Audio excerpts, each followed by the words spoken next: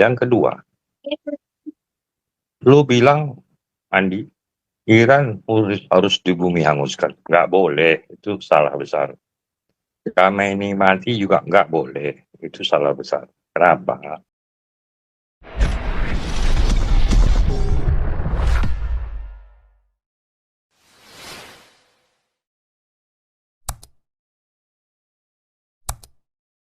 Bukan Bluetooth-nya, apanya, ada gangguan. Jadi gini, Lanjut. tolong semua ya. Siapa moderator? You, Andi, ya kan? Supaya jelas. Oke. Saya beda dengan Ompong Toba. Donald Trump itu seorang decision maker yang paling smart. Maksudnya apa? Kenapa dia ambil tindakan?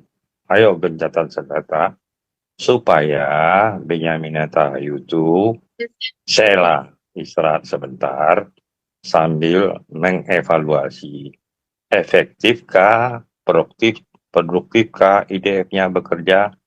Itu satu. Yang kedua, lu bilang, Andi, Iran harus dibumi hanguskan. Nggak boleh, itu salah besar. Khamenei mati juga nggak boleh, itu salah besar. Kenapa? Ini bisa membias, tahu bias? Jelas ya, supaya tidak bias terjadi complicated. Kalau udah terjadi complicated, Dia tidur dalam ke situ dunia, pindah-pindah. jelas. Jadi kalau misalnya udah complicated, itu membahayakan negara Israel. Kenapa? Mayoritas di dunia ini kan Kristen. Yang kedua dia otomatis kan bergejolak Cuma secara satu dunia. lagi, jadinya ambil 3 selalu. Jelas? Nggak jelas? Soren? Masih? Lanjut. Nah, jadi gini dia. Aku beda dikit. Coba. Jelas dari awal. Jelas ya? Pak Awi ada apa? Hah? Pak Awi bocor. Oh ya, oke. Jadi gini, aku beda dengan Ompong Toba. Sangat benar itu. Decision maker Donald Trump itu smart. Kenapa? Ini untuk mengamankan main strategi dari dia, termasuk demi kepentingan Benyamin Netanyahu. Kalau lu bilang bumi hanguskan negara Iran, termasuk sekutu-sekutunya yang memakai militan Hamas, Hizbullah dan Houthi, itu bergejolak secara internasional. Contoh, di Eropa, Amerika, pro-Palestina kan merajalela di mana-mana, ya kan? Supaya bohir-bohir ini biar habis ludes duitnya. Bang, apapun intinya, perang ini ekonomi, dan ekonomi. Jelas? Ini soal minyak. Amerika itu pintar, bunker buffer stoknya itu mungkin untuk 5 tahun ada itu. Makanya Tiongkok juga begitu kan. Dia bila kemarin dari Iran supaya fiskalnya agak lumayan, ya kan. Sebagian senjata, sebagian fresh money, ya kan. Wajar-wajar saja. Tiongkok kan pedagang. Harga diskon sekian puluh persen kan dia hambat lah kan, duitnya banyak, ya kan. Untuk senjata yang udah mau expired, dia kasih lah itu. Nggak mungkin yang KW1, pasti yang KW5. Sama dengan Donald Trump, F-36, 35 itu mana mau dia jual sembarangan. Sama dengan Malaysia beli tiga pesawat dari Kuwait. Washington kan setuju kemarin kan. Kenapa? Itu barang-barang yang sudah expired, ya katakanlah masih bisa dipakai. Tapi maintenance-nya kan luar biasa itu. F-16 itu kan, apa itu? Pesawat tempur yang 33 unit. Artinya, Iran ini kan sudah ya collab. Ya. Kalau udah collab tuh mau dibilang apa kan? Dari aspek totali kalau kita bicara yesterday, today, tomorrow after tomorrow. Udah hopeless mereka itu. Artinya apa ya? Mudah-mudahan jangan dia gantung diri atau dibunuh. Supaya rakyatnya sendirilah yang melakukan action plan untuk mendemo besar-besaran berjilid-jilid. Ya kan? Lu lihat sendiri kan, kerudung pada dibuang, ya kan? Ratusan ribu orang itu, mungkin jutaan. Orang tuh menyeberang juga kan, udah nggak percaya lagi. Bosnya si Mamat, ya kan? Kita bersyukur. Kenapa bersyukur? Ya, dulu kan Irak. Kalau Irak kan Saddam Hussein mati, ya kan? Itu hampir berapa tahun itu? 10 tahun ada itu kan. Bergejolak secara internasional. Anti-Semitik, ya kan? Anti-Kristen, anti ini, anti itu, ya kan? Orang tuh bilang, khusus di Konoha. Coba lawan Iran. Mana berani? Amerika lawan Iran. Irak oke, kena kecil. Coba Iran. Terbukti kan? Mengaku punya bunker pengayakan uraniumnya luar biasa. Itu kan cerita hate speech, ya kan? Hoax, ya kan? Ternyata ya Omdo juga tong kosong nyari bunyinya, ya kan? Khamenei ini kan pada waktu awalnya kan 30 tahun yang lalu kan mau buat demokrasi liberal, ya kan? Begitu duduk manis empuk di kursi empuk, maling lah dia. Ya nanti sebulan, 2 bulan, setahun makin kaya, kaya dan kaya kan. Nggak tahu duitnya disimpan di mana tuh. Mungkin ya dia bisa saja disimpan di Israel, kita kan nggak tahu. Kalau di Swiss kan ketahuan. Paling aman kan negara-negara konflik. Bisa saja dia simpan di Israel kan. Paling aman kan. Indonesia juga. Kalau pintar koruptor tuh paling simpan aja di Israel. Aman koruptor tuh. Nggak ketangkap sekian ratus triliun kan. Di Kejagung. Ini contoh. Kejagung 300 triliun loh tuh. Sampai detik ini sejak si Mulyono berkuasa, lihat duitnya kemana? Ya menguapnya kemana ya kan? Ya diam 1000 buaya ya bagi-bagilah, ya kan? Jangan heran. Kita itu jangan dong dikasih bumi hanguskan supaya apa? Supaya anteng dunia ini adem ayem. Karena gejolak ekonomi kan luar biasa. Seluruh dunia loh, semua proteksionis. Masing-masing negara memprotek dirinya untuk survive. Aspek implikasi daripada perang ini kan ujung-ujungnya kan manusia dan ekonomi kan. Lihat aja seluruh dunia ini kan termasuk Konoha ya kan. Konoha masih meninggal. Masih bisa 4,sekian%. Statistik kuartal kedua. 8 bulan Shiwo berkuasa ya kan. Mulailah berkembang kan. Ikut dia BRIC. BRIC itu mana mungkin. BRIC itu bunuh diri itu. Berapa negara nggak setuju ya kan, banyak yang mundur kan dari BRIC.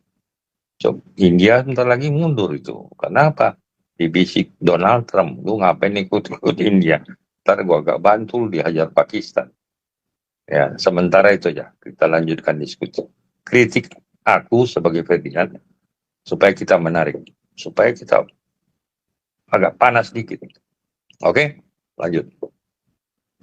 Moderator Andi. Nah, kalau menurut aku sih, menurut aku ya intelijen. Sekarang contoh soal waktu kejadian apa itu namanya HP meledak itu kan intelijen ya kan, ngancurin lato-lato. Itu kalau mana itu macam jin punya orang dia bilang itu memang intelijen. Ke satu, kedua waktu orang-orang pemimpin mereka tuh yang disikat tuh kan itu precision, dia tahu lokasinya, dia pakai GPS, ya dia tahu X, Y, and Z lokasi.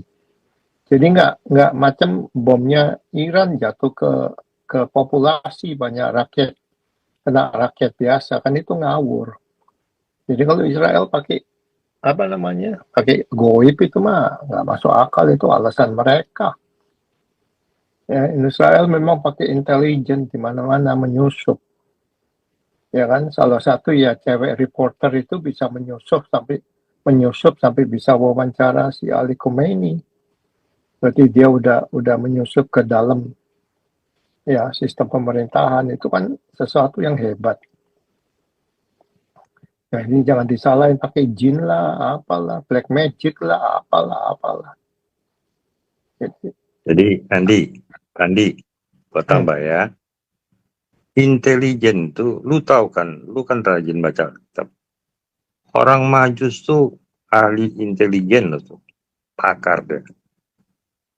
Orang bilang secara konvensional, nujum, tahu lu nujum, ahli nujum, ahli paranormal, macam Gending Pamungkas, gitu. Gua gitu-gitu nggak percaya, gua kentutin paranormal itu. Itu kan intelijen. Ada dikit ya kombinasi ilmu hipnoterapi. Contoh, lu ke gereja karismatik, ya kan? Kira rara-rara, tahu-tahu orangnya macam ular, ya kan berteriak. Itu kan ada ilmunya itu di dalam pendidikan saintifik formal. Sama itu di dunia intelijen. Perang manapun ya, lu dagang, lu nikah, ilmu intelijen lu didik anak, pembantu, kerjaan lu juga, teman lu juga, lu harus belajar intelijen. Bisa positif, bisa negatif. Makanya si Ponto bilang yang Pastor Paul itu tadi bilang, itu benar itu. Diam ya kan. Jangan keluar-keluar berteriak macam orang sewot di tengah jalan. Ya kan. Jadi intelijen itu perlu kita pahami. Semua aspek. Mulai dari tingkat RT, RW, lurah, camat, kabupaten, dan sampai tingkat negara, nasional, bilateral, dunia internasional. Kita bisa buat kok.